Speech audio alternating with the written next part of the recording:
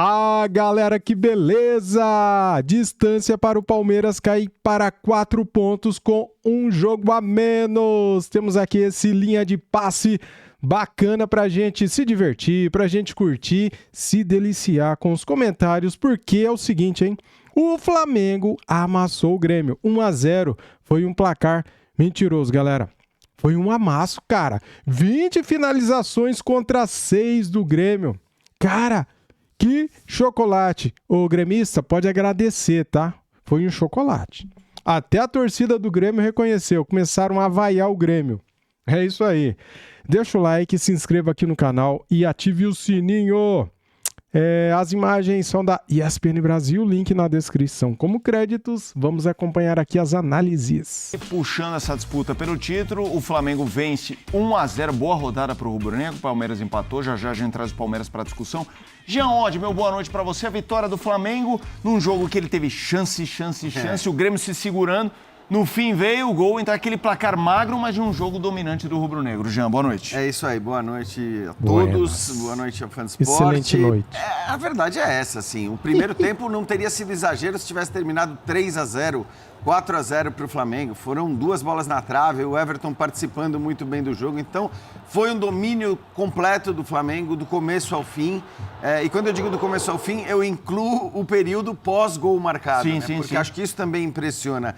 Não foi um Flamengo que, ao fazer 1-0, se retraiu e falou, bom, tô fora de casa contra o Grêmio, deixa eu me segurar aqui, deixa eu garantir esse 1-0. Não, o Flamengo jogou, inclusive, para fazer 2-0. O Grêmio não conseguiu produzir absolutamente nada, né? O Grêmio que vinha celebrando justamente a eficiência da sua defesa, hoje foi muito mal defensivamente e pode não parecer, né? Se você perde só por 1-0 de um time como o Flamengo, com a qualidade que tem o Flamengo, você pode dizer, pô, a defesa foi bem, mas é que do outro lado tem um time muito forte. Não, não é o caso, a defesa do Grêmio hoje não foi bem, o Grêmio foi muito passivo na marcação do Flamengo, acho que durante o jogo todo, e barato. Olha o que ele falou aqui. 1-0 ficou o quê?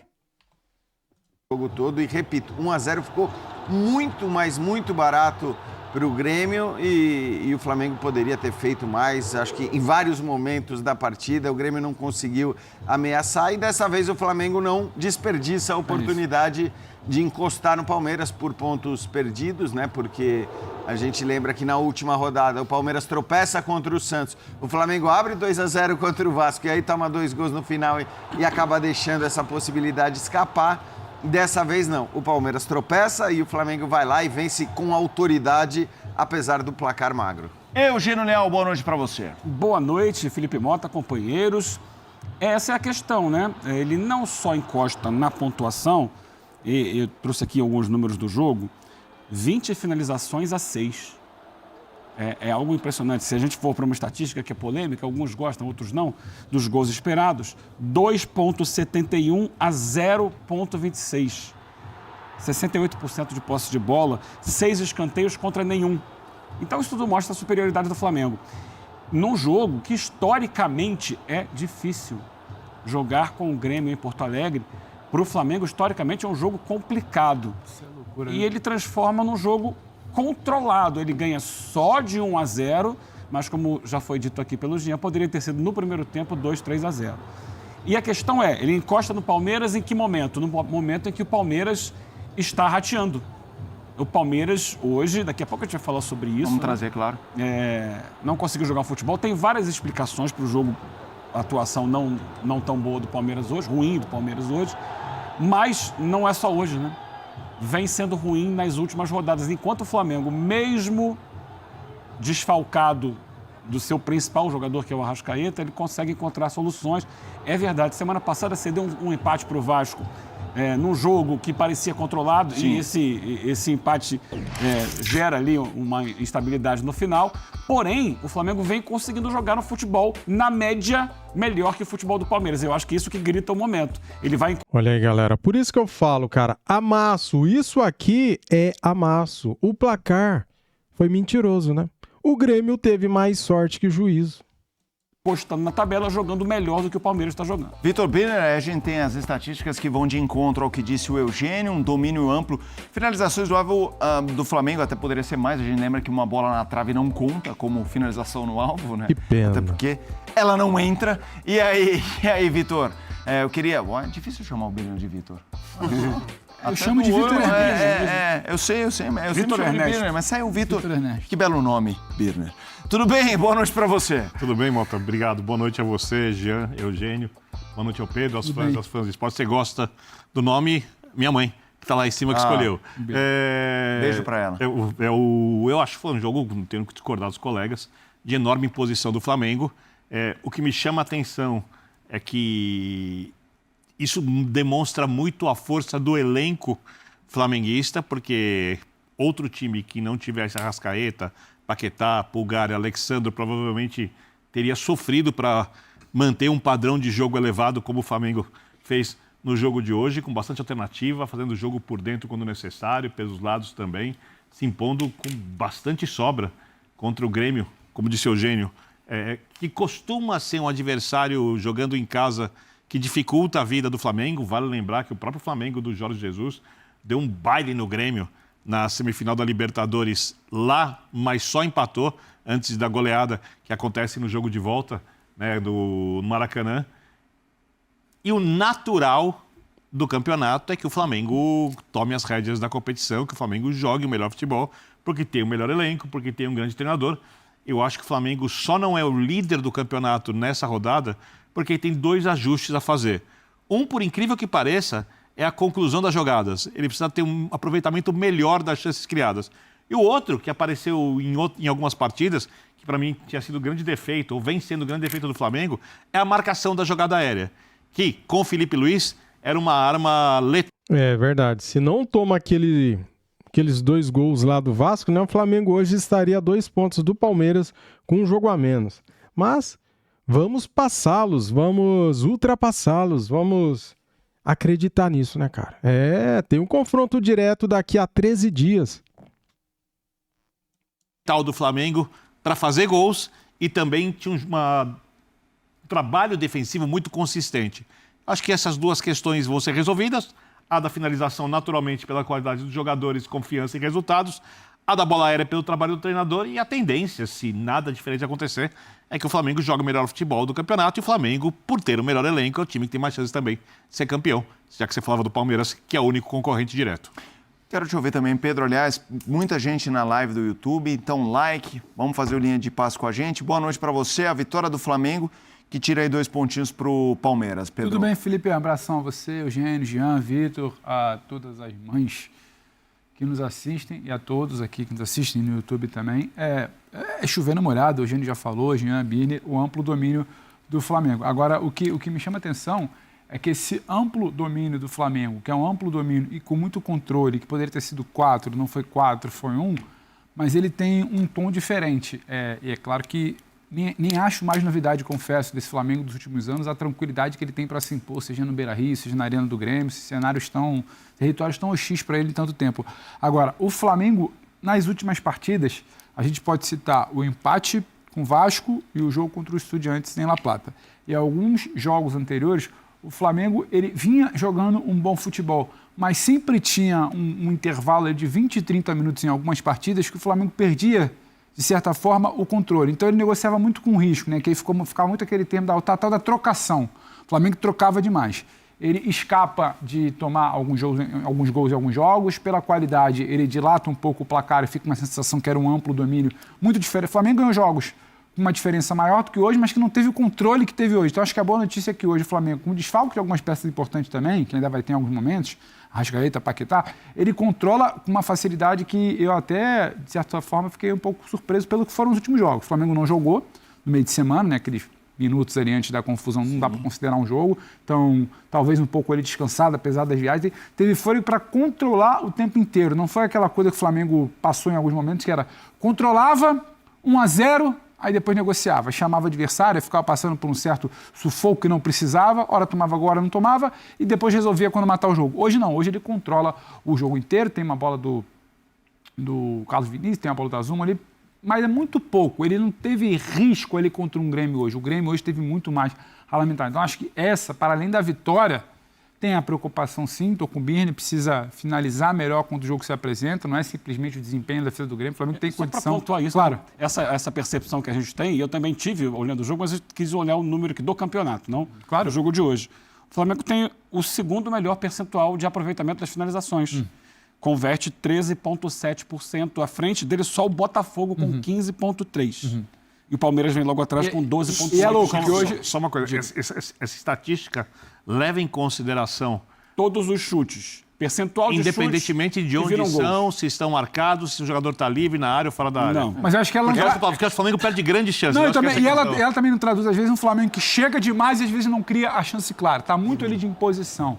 E o lance da tabela é louco, né? Porque, por exemplo, daqui a pouco a gente vai falar de Corinthians e São Paulo, onde o Corinthians está na tabela, onde São Paulo está na tabela, o que é o momento dos dois times. Mas sim, endossa muito. O Flamengo hoje pode pegar, bater na tecla e tudo mais, a chance. Primeiro tempo poderia ter sido 3, 4. Acho que até os 22 minutos do segundo tempo, quando sai o gol do Flamengo, o torcedor fica com aquela pulga atrás da orelha do tipo, caramba, é tanta imposição, o Palmeiras tropeçou e aqui o Flamengo não vai fazer a parte dele, só que o gol sai, mas é um Flamengo de muito controle, que acho que isso faltou sim em alguns momentos, Felipe. Isso chamou minha atenção e a grande notícia, acho que o Eugênio falou, né? Que é no momento que o Palmeiras começa a ter o seu futebol questionado, a gente vai falar depois do gol anulado ou não, mas o Palmeiras teve problemas, hoje com o Remo, novamente vai ter questionamentos e tal. Agora, é um Flamengo em muita ascensão. São 3 jogos, né? Atlético, Palmeiras, confronto direto, e o Curitiba antes da pausa para a Copa. A gente pode ter talvez aí uma mudança. Agora, uma preocupação, né?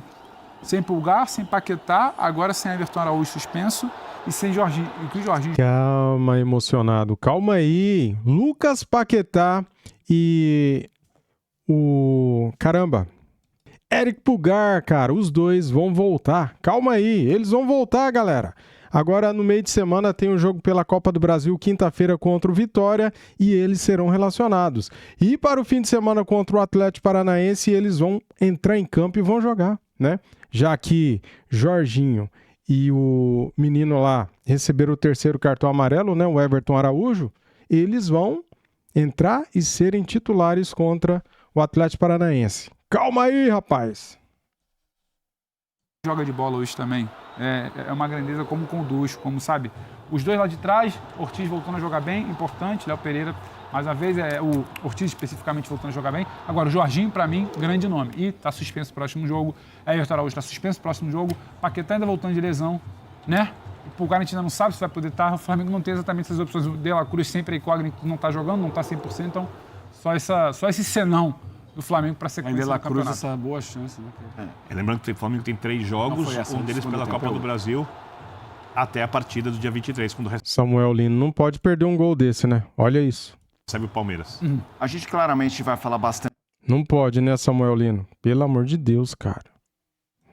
do Flamengo e vai trazer o Palmeiras para essa discussão, para a gente não deixar o Grêmio passar batido, o Grêmio que vinha e vem, assim, Luiz Castro sendo questionado e tal, hoje 3 zagueiros. O que vocês acharam do Grêmio hoje? Era o que dava, porque assim, o Jean já passou pelo ponto de... o fato de estar 0 no placar contra o Flamengo não significava que o Grêmio estava marcando bem defensivamente e tudo mais. E esse Grêmio, ele realmente preocupa no médio e longo prazo da temporada? Não dá para esperar muito? Dava para estar jogando mais? Eu acho que, primeiro, que o jogo contra o Flamengo é um jogo atípico. E isso, tudo bem, a gente vai ter sempre que considerar. É um jogo contra um elenco muito forte, com muita qualidade. Eu acho que os números que o Eugênio trouxe têm a ver com essa qualidade, né? Tem a ver com a qualidade das chances que você cria e também com a qualidade dos jogadores na hora de finalizar.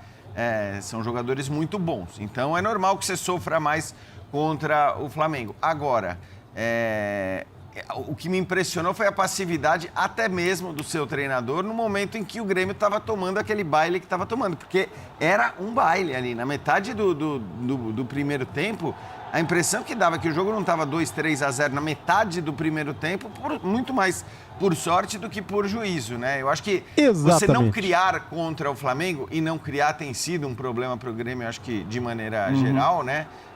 Mas você não criar contra o Flamengo muitas vezes se deve ao fato de que a sua postura vai ser absolutamente mais defensiva, que você vai lutar sobretudo para não tomar gol, como o Grêmio até tentou fazer num determinado momento na segunda etapa, né? Com as linhas muito baixas, fechadinho, tal, tentando realmente se trancar, e acho até que no segundo tempo, na primeira metade do segundo tempo, conseguiu fazer melhor isso.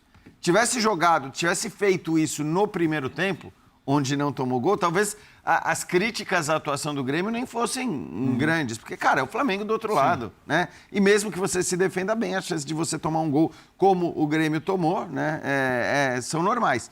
Mas eu acho que, assim, mesmo considerando que o jogo de hoje era contra o Flamengo, de maneira geral, o Grêmio tem que se preocupar com uma questão ofensiva, uma questão de não conseguir produzir, nem mesmo quando precisa produzir, porque era o caso hoje. Depois de tomar o gol, você imagina, bom, agora o Grêmio vai arriscar, vai tomar 2 ou 3 eventualmente? Vai, mas tem que conseguir jogar. E como disse o Pedro, acho que a chance, né, talvez mais clara criada foi com o Carlos Vinícius num chutão do Everton para frente, né, para ele brigar pela bola lá na frente. Ele acaba brigando, a bola sobra para ele, mas é muito pouco, e não foi muito pouco apenas contra o Flamengo. Acho que essa é a questão. O jogo contra o Flamengo não é parâmetro. O Grêmio vinha se defendendo bem e sofrendo poucos gols. Teve um jogo que empolgou o torcedor, mas contra um adversário muito mais fraco recentemente, né, com o Recoleta. Então, acho que é um Grêmio que, sim, de maneira geral, olhando para esse campo. Riestra, desculpa. É tanto... Recoleta do jogo do Santos. Marçado. É Rivadavia. A gente já usou muito, exato. Recoleta, Rivadavia e Riestra também. Recoleta, Rivadavia e Riestra, é isso. Se fosse não contra o tem o Recoleta, River Plate. seria a mesma... Mas acho que a questão é essa. Acho que tem uma questão aí para o Grêmio de evolução ofensiva, acima de tudo, e não do ponto de vista defensivo, ainda que hoje tenha marcado muito mal no primeiro tempo, principalmente. Muito bem, meus amigos e amigas, deixa aquele like para ajudar, para fortalecer, se inscreva no canal e ative o sininho. Temos aqui as atuações do Flamengo. Carrascal e Jorginho são os melhores em vitória de suas notas. O Royal entrou bem, hein, galera? Deu assistência. Parabéns, Royal, também aí, cara. Ranking de atuação. Vamos lá, começando aqui pelo goleiro Rossi. Nota do público, 6.7. Varela, 8.2. Léo Ortiz, 8.3. Léo Pereira, 8.3. Ayrton Lucas, 7. Emerson Royal, 7.8. Everton Araújo, 7.9. Joga muito, merece ser valorizado, tá? Jorginho, 9.2. Minha nossa, joga demais. Carrascal, 8.5. De La Cruz, 7.0, perdeu um gol incrível, cara, finalizou para fora. Plata jogou muito, 8.2. Luiz Araújo, 6.8. Pedro, 7.2. Joga muito Pedro, galera. Merecia ter dado uma assistência ou feito o gol dele, né? Bruno Henrique, 7.5. Samuel Lino perdeu um gol incrível na cara do Everton. Não pode perder um gol daquele que eu pausei aqui para mostrar para vocês, né? Leonardo Jardim, 8.2. Isso aí, então, todas as notas do elenco do nosso Mengão. E aí, pra você, quem foi o melhor em campo? Comente aqui, quero saber a sua opinião. E se você acertou o palpite do jogo, também quero saber. Acertou ou não? Comente. Tamo juntos, galera. Saudações e fui!